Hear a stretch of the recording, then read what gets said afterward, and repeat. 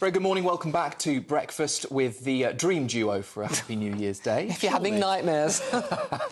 That's just a bit skewiffy from the drink, perhaps, but we're going to start with a different story, a different tone, sadly. Johnnie Walker, former pirate radio DJ turned broadcasting veteran, died at 79 yesterday, just 2 months after broadcasting what was his final show.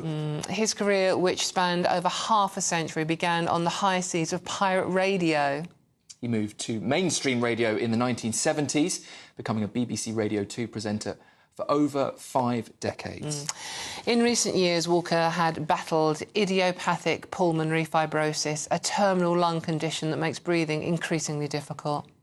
Well, joining us now is radio DJ Alex Dyke with some more reflections on the legacy of Johnnie, morning to you, morning to you, very happy New Year. But sadly, a difficult story to start 2025. Yes, Sam. Good morning to you and Dawn. Happy New Year. Johnnie was just one of the greatest radio characters ever. I mean, a proper radio legend. He had what most DJs dream of and can never get. And he was slick and he had a great voice, but Johnnie was cool. And there aren't many cool DJs. There's some great broadcasters. Britain's had some great broadcasters like Wogan and Kenny and Tony Blackburn from those golden days of radio. But what Johnnie had was he was cool. He was kind of Steve McQueen cool. The only other DJ like that really was Roger Scott. And that's what made him so special. Well, yeah, no one has said a bad word about him. I mean, he seemed to be, across all generations, he was admired by everybody else in the industry. Yes, he was, and he was very devilish in the way he would present things. He would just teeter on the edge of sometimes being kind of controversial. There's a very famous story about Johnnie in 1975 when the Bay City Rollers spent 6 weeks at #1 with Bye Bye Baby, and Johnnie would reveal the charts on Radio 1 every Tuesday lunchtime, and it got to 6 weeks. The 6th week that they were top of the charts, top of the pops, and he said, that's at #2, and at #1, oh no, not the Bay City Rollers again.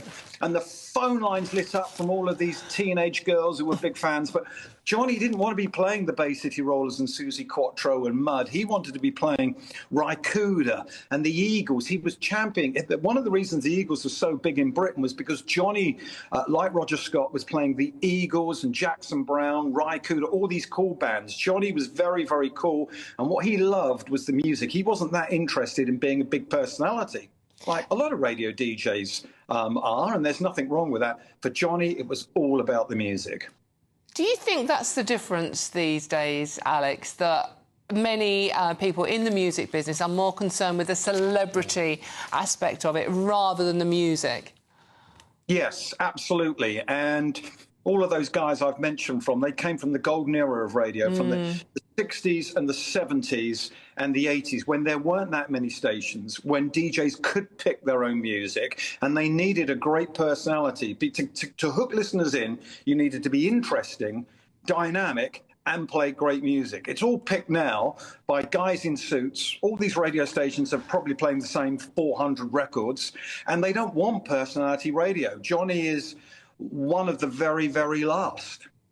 Where was he at his absolute best during his career? I mean, he had an incredibly diverse career spanning decades. Where was he, in your opinion, best?